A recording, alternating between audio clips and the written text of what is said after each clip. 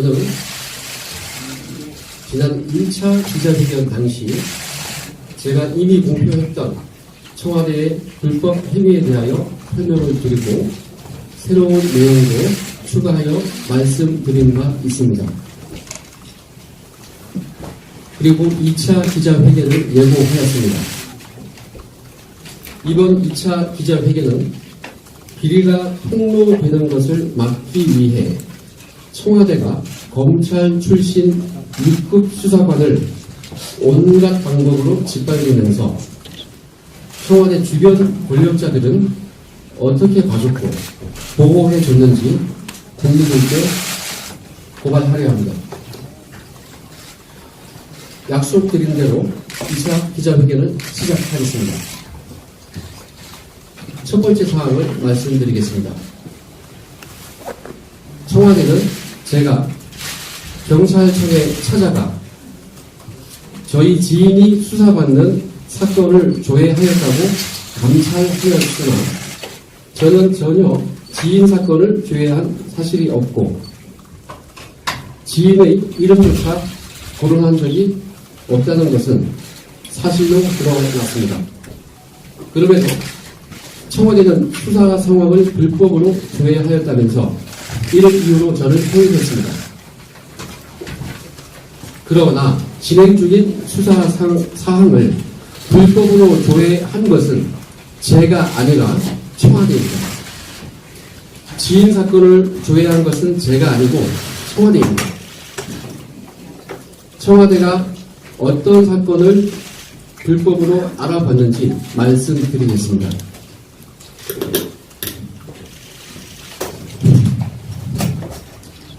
2018년 7월 25일 오전 11시 11분 특감반장 이윤건은 저를 포함한 검찰 출신 특감반원 4명에게 텔레그램 단체방에서 언론기사 링크를 올렸습니다. 그 기사 내용은 드루킹이 60기가 분량의 USB를 특검에 제출하였다는 내용이었습니다. 이인건은 위 기사를 텔레그램 방에 올리면서 저를 포함한 검찰 출신 특감반원 4명에게 이렇게 지시하였습니다. 이거 맞는지 USB에 대략 어떤 내용이 있는지 알아보면 좋겠는데 라고 지시하였습니다. 이에 정확히 13분 후인 오전 11시 24분에 박모 특감반원이 위 지시대로 내용을 알아본 후 이렇게 보고합니다. USB 제출은 사실이고 그 USB 자료의 내용은 김경수와의 메신저 내용 포함하여 댓글 조작 과정상 문건이라고 합니다. 라고 보고했습니다. 다시 한번 말씀드리겠습니다. 이인건은 드루킹이 60기가 분량의 USB를 특검에 제출했다는 기사를 텔레그램에 올리면서 이거 맞는지 USB에 대략 어떤 내용이 있는지 알아보면 좋겠는데 라고 지시했고 이에 대하여 박모 특감반원은 USB 제출은 사실이고 그 USB 내용에 대해서 얘기합니다. 김경수와의 메신저 내용 포함하여 댓글 조작 과정상 문건이라고 합니다. 라고 보고했습니다. 즉 이인건은 위 기사 내용이 맞는지 팩트 확인을 먼저 의뢰한 것이고 지시한 것이고 그 다음에 대략적인 내용이 무엇인지를 알아보라고 지시한 것입니다. 그리고 이것을 박모 특감반원이 확인해 준 것입니다. 이인걸 특감반장은 대통령의 복심이라는 김경수 지사가 수사받는 상황을 알아보라고 지시한 것입니다. 이에 박모 특감반원이 알아봐 줬습니다. 그 사건은 다른 사건도 아니고 드루킹 특검 수사였습니다.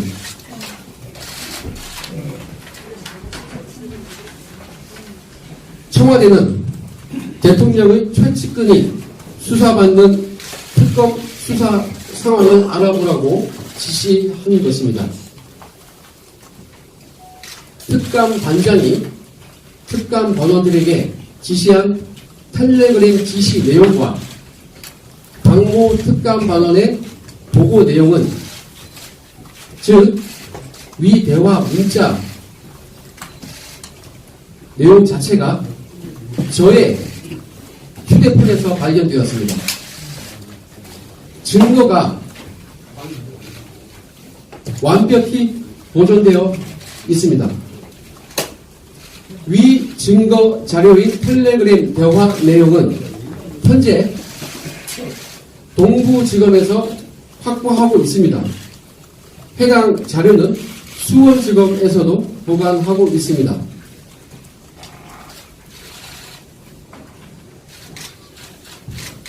완벽한 상태로 봉인되어 보관되어 있습니다. 서울 동부지검은 주저하지 말고 이인걸 특감반장을 소환 조사해야 합니다. 이인걸 특감반장에게 위와 같은 지시를 시킨 사람이 누군지 저는 알고 있지만 공식적인 수사로 밝혀내야 합니다. 청와대는 제가 지인 사건을 조회했다고 뒤집어 씌워 감찰하고 그 사실이 나오지 않자 제가 포렌식에 동의하지 아니한 골프 등 별건을 감찰하여 해임시킨 것입니다. 청와대는 제가 지인 사건을 조회했다고 감찰하였지만 실상은 자신들이 지인 사건을 부당하게 알아본 것입니다. 온 국민의 관심사인 드루킹 특검의 수사 상황을 청와대가 알아본 이유는 무엇일까요? 청와대에서 드루킹 특검의 수사 상황을 가장 궁금해했을 사람은 누구였을까요? 궁극적으로 청와대의 누가 드루킹의 수사 상황을 알아보라고 지시했을까요? 그 답은 모든 사람들이 알고 있을 것으로 생각됩니다.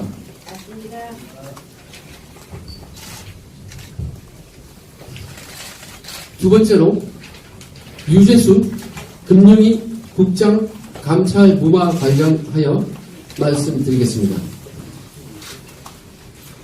2017년 하반기 유재수 국장 사건은 최초 모 검찰 출신 특감 반원이 초기 제보 상태로 입수하여 저를 포함한 나머지 3명의 검찰 출신 특감 반원들에게 처리 방향을 묻고 함께 수의하였던 사안이라 저희들은 그 내용을 알고 있었습니다.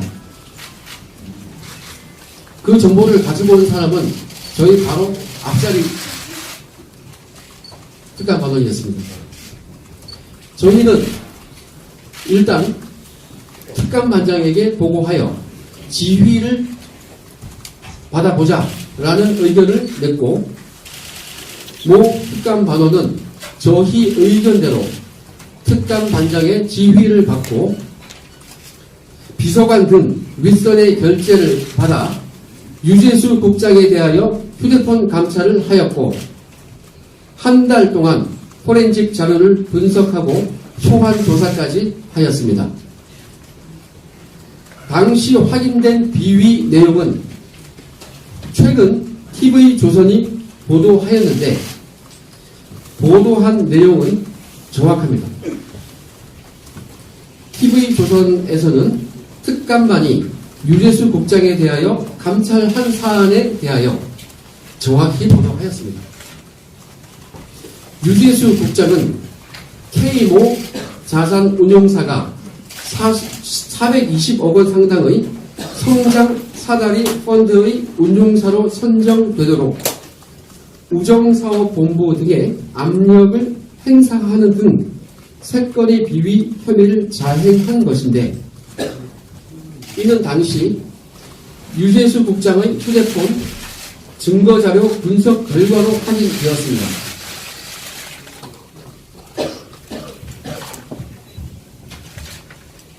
그 3건의 비위 내용은 TV조선 보도 내용에 상세히 나와 있습니다. 그 외 유 국장의 휴대폰에서는 미국에서 찍은 사진들이 발견되었는데, 벤츠 승용차 2대를 소유하고 있다는 사실이 확인되는 등 공무원 급여로는 누리기 힘든 환경이 다수 포착되었습니다. 자녀 학교를 비롯하여 워싱턴 DC에서 생활한 것으로 보이는데, 유재수는 특감반에서 조사받을 시 해명하기를 세계은행, 즉 IBRD 근무 당시 만들었던 해외 계좌에서 자녀 유학비를 송금해 주었다고 진술하였습니다. 이에 이 사건을 담당한 모 특감 반원이 유재수에게 관련 계좌 등 소명 자료를 가져오라고 하였는데, 위 내용이 그대로 상부에 보고되었습니다. 특감 반장은 위 조사 결과를 반부패 비서관에게 보고하였는데, 이때 특감 반장과 박형철 반부패 비서관은 유재수 국장을 수사 의뢰해야 한다고 했습니다. 그런데 그 이후 윗선 지시로 감찰이 중단되었습니다. 유재수 국장은 수사 의뢰는커녕 징계조차 받지 않았고 조용히 사표만 쓰고 오히려 민주당 전문위원과 부산시 부시장으로 순차로 연전하였습니다. 징계를 안 받고 사직서를 수리해주면 퇴직금도 받고 명예퇴직입니다. 연금도 받습니다. 이때 우리 검찰 출신 특감반원들은 이에 대하여 이거 큰 문제 된다 라고 서로 얘기하며 불만을 토로하였습니다. 유재수 국장의 비위 정보를 수집하고 조사하였던 모 특감 반원은 그로 인하여 오랫동안 음해성 초선을 받는 등 실현을 받았고, 급기야 2018년 6월경 만 1년도 되지 않아 저와 함께 이 2명은 원대 복귀하라는 통보를 받았습니다.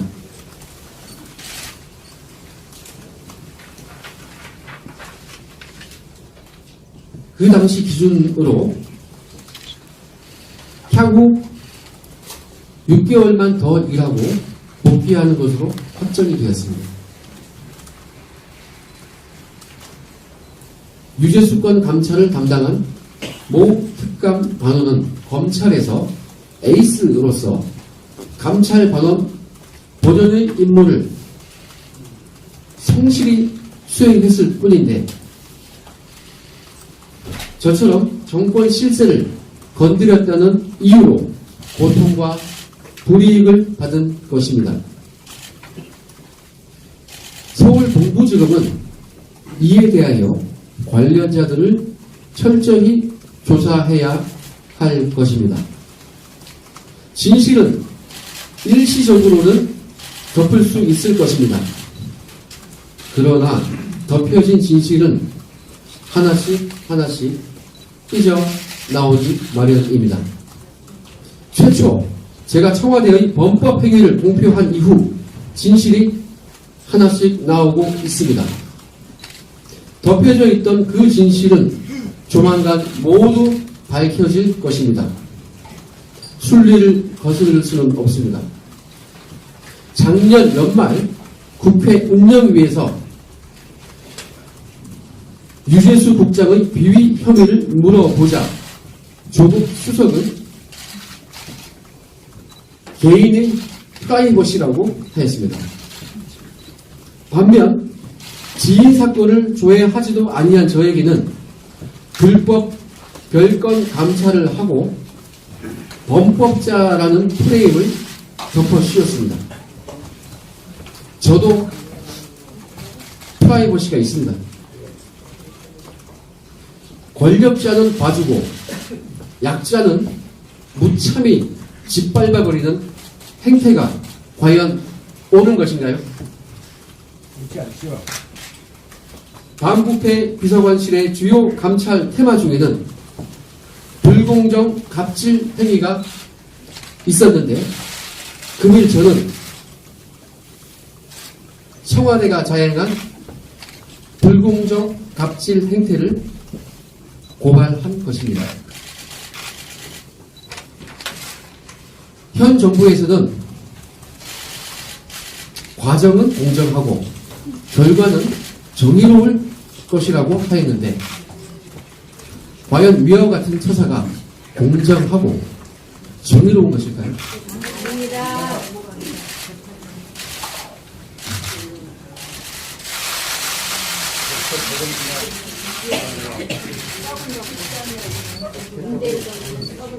세 번째, 국립공원위원회의 흑산도 공항건설 심의 의결 현황 조사 관련하여 말씀드리겠습니다.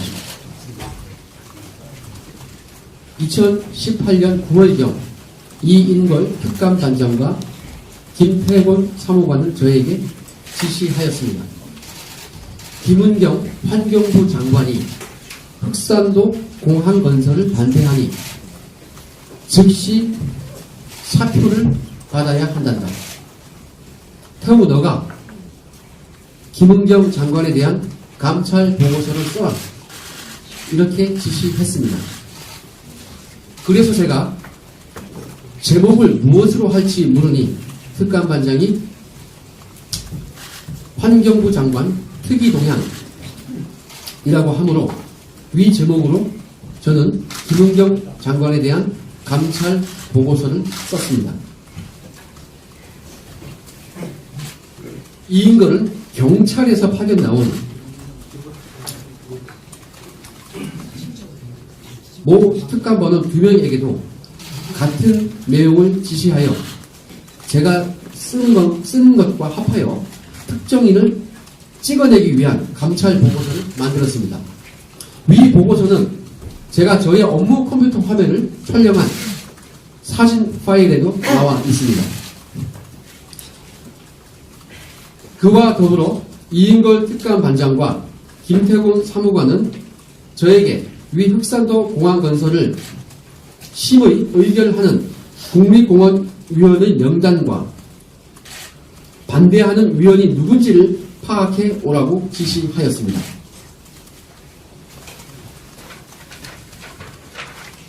그래서 저는 국립공원위원회 명단을 입수하여 위원들 중 민간 위원들이 흑산도 공항 건설을 반대한다고 보고하니 이인걸과 사무관은 누가 반대하는 위원들인지 현황을 보고하라고 하였습니다. 이에 저는 위 명단 중에서 반대하는 사람 14명을 파악한 후 형광펜으로 표시하여 사무관과 이인걸 특감반장에게 보고하였습니다. 명단은 휴대폰으로 촬영하여 텔레그램으로 전송하는 방식으로 보고하였습니다. 위 대화 일부와 텔레그램으로 전송했던 위 명단은 저의 휴대폰에 보관되어 있었고 검찰에서도 이를 확보하였습니다. 흑산도 공항 건설을 찬성하는지 반대하는지는 시의 의결권을 가지고 있는 국립공원위원회의 권한입니다. 청와대가 민간인 위원들의 찬반 여부를 알아보라고 저에게 지시한 것은 위법이고 월권입니다. 당시 이인걸과 김태곤 사무관은 저에게 국립공원위원회 개최 당일 이 회의가 종료될 때까지 진행 상황을 확인하여 보고하라고 하였고, 저는 밤 12시 가까운 시간까지 대기하면서 진행 상황을 확인하여 보고하였습니다. 청와대는 환경부 장관이 흑산도 공항건설에 반대하자 장관을 찍어내기 위하여 감찰 보고서를 작성하도록 특감 관원들에게 지시한 것입니다. 그리고 민간 위원들 위주로 반대한다는 것을 저희 보고를 통해서 알고 반대하는 위원들 명단을 알아오라고 지시하는 것인데, 이는 엄연히 위법입니다. 이는 특감반장의 독단적인 결정은 아닐 것입니다. 네 번째, 조국 수석에게 묻겠습니다. 저는 성남지청 차장검사 감찰 보고서 건으로 박형철 박후배 비서관에 대하여 공무상 비밀 누설 혐의를 제기하였습니다.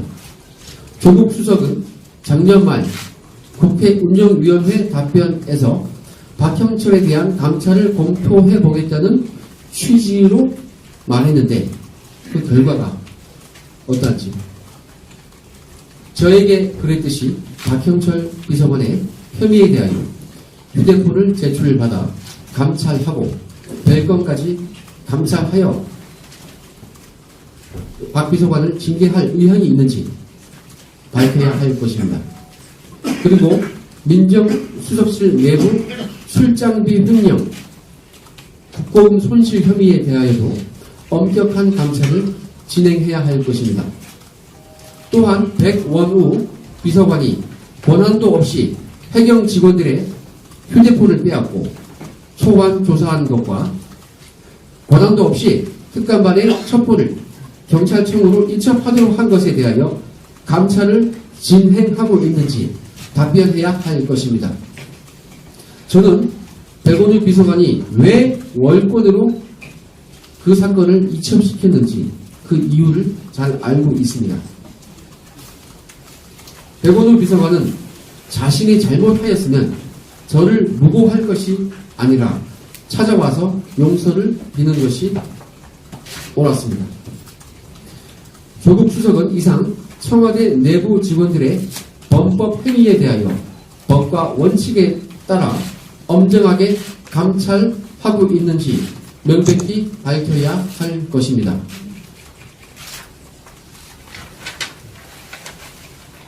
마무리 말씀을 올리겠습니다. 저는 2월 12일 오전 10시 수원지검에서 공무상 비밀 누설 혐의로 소환 조사를 받습니다. 저는 제가 누설한 것이 있다면 청와대의 비리를 누설하였지 비밀을 누설한 것이 아닙니다. 저는 감출 것이 하나도 없고 모든 증거를 압수당하였습니다. 지금까지와 같이 앞으로도 모든 수사에 적극적으로 임할 것입니다. 판례상 공무상 비밀 누설이 되려면 그것이 보호할 가치가 있어야 하고 누설 행위로 인하여 국가적 기능이 훼손되어야 합니다. 만약 누설 행위가 있다고 하더라도 저는 국가적 기능을 정상적으로 복원시키기 위하여 청와대의 직권남용과 불법 감찰, 직무유기, 공무상 비밀 누설 행위를 국민들께 고발한 것입니다. 저는 청와대의 범법 행위를 권익위원회에 신고하였지만 권익위는 눈치만 볼 뿐 아직도 저에 대한 법상의 보호 조치를 결정하지 못하고 있습니다. 권익위는 법상 저를 보호해야 하지만 현실적으로는 저를 보호하기가 힘든가 봅니다. 저희 나라는 아직까지 시스템으로 돌아가는 법치주의가 아닌가 봅니다. 저는 이러한 현실을 잘 알기에 진실을 밝히기 위해서는 언론에 공표할 수밖에 없었습니다. 감사합니다. 저는 청와대 안팎에서 많은 것을 보고 듣고 경험하였습니다. 이대로 끝이 아님을 국민과 언론에 약속드립니다. 감사합니다. 저는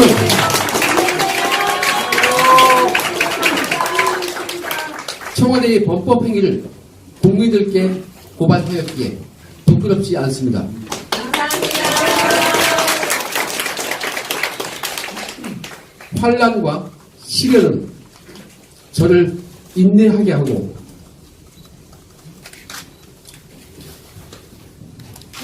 연단하여 소망을 가지게 합니다.